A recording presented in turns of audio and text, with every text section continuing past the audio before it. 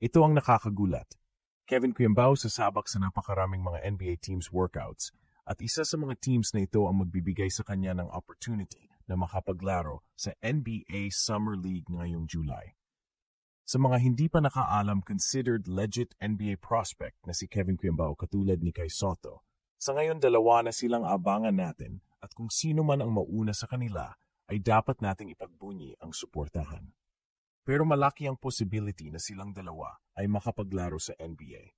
Pero sa ngayon ay nakatutok tayo kay Kevin Kuyambao na seryoso sa kanyang NBA dream. Ilang taon na niya itong pinaghandaan kahit hindi man natunugan ng media ay tinarbaho ni KQ ang kanyang development hanggang na-realize ng lahat na NBA level na ang kanyang skill set. Dahil sa kanyang mga impressive performances sa college, sa strong group sa Korea, at pati sa Gilas, ay marami ang nagsasabing pang-NBA na talaga ang laro ni KQ. Kaya ito ang nakapagkumbinsi ni KQ na subukan ang NBA. Wala namang mawawala sa kanya. Nothing to lose si KQ dito, and everything to gain. Wala ring masyadong pressure, unlike kay Sotto na simula ng una siyang nakita ay nakadikit na sa kanya ang NBA. Ito ngayon ang malaking advantage ni KQ na siguradong makatutulong sa kanya na maungusan niya si Kai Sotto. My own opinion, sa palagay ko kulang pa si KQ. Pero kapag nakapag-train siya sa US at kinuha ng isang NBA team, ay doon na lalabas ang kanyang full potential, especially kapag na-transform ang kanya ng laro from big man to shooting guard or point guard. Ito na ang magiging daan na sisikat na maigi si KQ sa NBA at baka masusundan pa niya ang mga yapak ni Luka Doncic.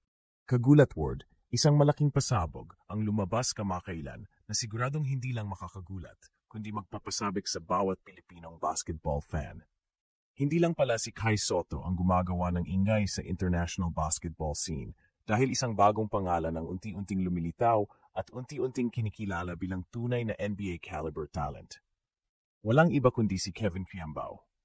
Si KQ mismo. At hindi ito chismis lang, kagulat word. Ayon sa mga ulat, sumasabak ngayon si Kevin sa sunod-sunod na NBA team workouts at may malaking posibilidad na makasali siya sa NBA Summer League ngayong July. Isipin mo yon, isang batang Pinoy na produkto ng local system, ngayon ay nasa radar ng pinakamalaking liga sa mundo. Mula sa mga court ng Lasal hanggang sa international competitions kasama ang Gilas Pilipinas, unti-unting binuo ni KQ ang isang pangarap na sa simula ay tila imposibleng maabot. Pero sa likod ng spotlight kay Kai Sotto, tahimik pero seryoso si Kevin sa kanyang development. Habang ang lahat ay nakatutok kay Kai, si Kevin naman kumikilos sa likod ng kamera. Habang tahimik ang media, tahimik ding gumagawa ng ingay si KQ sa mga court na pinaglalaruan niya. Ngayon, heto na tayo. Tulad ng biglaang pagputok ng isang supernova, unti-unti na ring nakikita ng mundo ang liwanag ni Kevin Kuyambao. Hindi ito overnight success, kagulat world. Ilang taon din niyang pinanday ang kanyang skill set. Nagsimula siya bilang isang towering big man sa college, pero habang lumilipas ang panahon, lumawak ang kanyang laro. Nakitaan siya ng potential na hindi lang pang local, kundi pang world class. Ayon sa ilang NBA scouts, may resemblance daw ang galaw ni Kevin sa mga modern stretch forward sa NBA. Kaya hindi na nakapagtaka kung bakit pinapupunta siya ngayon sa mga private workouts ng ilang NBA teams. Confidential pa ang listahan ng teams. Isang insider ang nagsabi na 3 Eastern Conference teams at 2 West teams ang nagpakita ng matinding interest sa kanya. Sapat na ito para sabihin, Kevin Kuyambao is for real. Isa pa sa malaking dahilan kung bakit mas exciting ang journey ni KQ ay dahil wala siyang mabigat na pressure. Hindi siya kagaya ni Kai Sotto na mula pa sa junior years ay binansagan ng next big thing ng Philippine basketball. Kaya every move ni Kai ay under the microscope.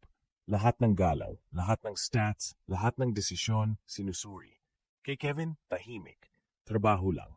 Kaya nga yung pagkakataong ito sa NBA Summer League ay isang major opportunity para magpasiklab siya ng walang masyadong distractions. Para siyang assassin na ready umatake ng walang babala. At kapag sumabog, sigurado, gugulatin niya ang buong mundo.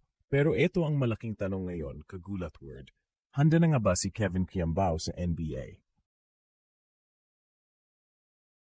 Kung tatanungin mo ko, At kung titingnan mo ang current level niya, masasabi mong may mga kulang pa. Oh, technically sound siya. May basketball IQ, may shooting touch. Pero alam nating lahat, iba ang physicality, pace, at complexity ng NBA. Kailangan niya ng mas malawak na training, mas matinding exposure, at syempre, adjustment sa posisyon. Imagine mo kung ma-develop siya bilang shooting guard o point forward, yan ang magiging game changer. Dahil kung magagawa yan, hindi lang siya makakapasok sa NBA. Baka maging star pa siya in the mold of players like Luka Doncic o Scottie Barnes. At sa tingin ng ilang observers, may upside pa si Kevin na hindi pa natin nakikita. Ang kagandahan dito, kagulat world, ay yung mindset ni Kevin. Hindi siya nagmamadali, hindi rin siya nagpapadala sa hype. Kalmado pero pursigido. Hindi siya nangingimi kahit sa harap ng makilang scout sa US. Sa katunayan, ayon sa isang agent na nakausap ng isang basketball vlogger, isa raw sa pinaka-professional at coachable player sa recent batch ng Asian prospects si Kevin. Isa pa raw sa mga pinakanapansin sa kanya ay ang work ethic. Wala raw reklamo kahit paulit-ulit ang drills at laging una sa gym. Traits na hinahanap ng maraming NBA coaches. At huwag nating kalimutan, kagulat world, na sa international level, may mga experience na rin si KQ na nagpapatibay sa kanyang resume. Isa na rito ay ang stint niya sa Korea kung saan naglaro siya kontra sa mga high-level imports. Hindi siya natakot, hindi siya nagpa-intimidate. Sa halip, nagpasiklab siya ng mga performance na ikinabilib ng maraming foreign analysts. Ganon din sa Gilas, bagamat hindi pa full-time, tuwing nabibigyan siya ng minuto, binibigay niya ang lahat. Wala kang makitang takot o duda. At kung may isang bagay na hindi kayang i-train sa basketball, yan ay puso. At si Kevin, punong-puno niyan. Ngayong July, sabay-sabay nating abangan ang posibleng pagsali niya sa NBA Summer League. Isa itong mahalagang hakbang para masukat talaga kung nasaan na ang laro ni Kevin kumpara sa mga top-tier talents ng buong mundo. Hindi ito magiging madali, pero kung may isa mang Pinoy na handa at deserving bigyan ng shot, siya na yon. Dahil hindi lang siya umaasa sa hype, pinaghirapan niya to. At kung maging maganda ang performance niya, hindi malayong makakuha siya ng training camp invite o baka nga guaranteed contract pa kung pala rin. Sa dulo ng lahat ng ito, isa lang ang sigurado, kagulat word, gugulatin ni Kevin Kweyambao ang buong mundo. Mula sa isang tahimik na batang may pangarap, ngayon ay nasa pintuan na ng pinakamalaking basketball stage. At kapag tuluyang nabuksan ang pintuan na yan, sigurado akong hindi lang siya pasok, babasagin niya ito. At tayong mga Pilipino, buong puso siyang susuportahan.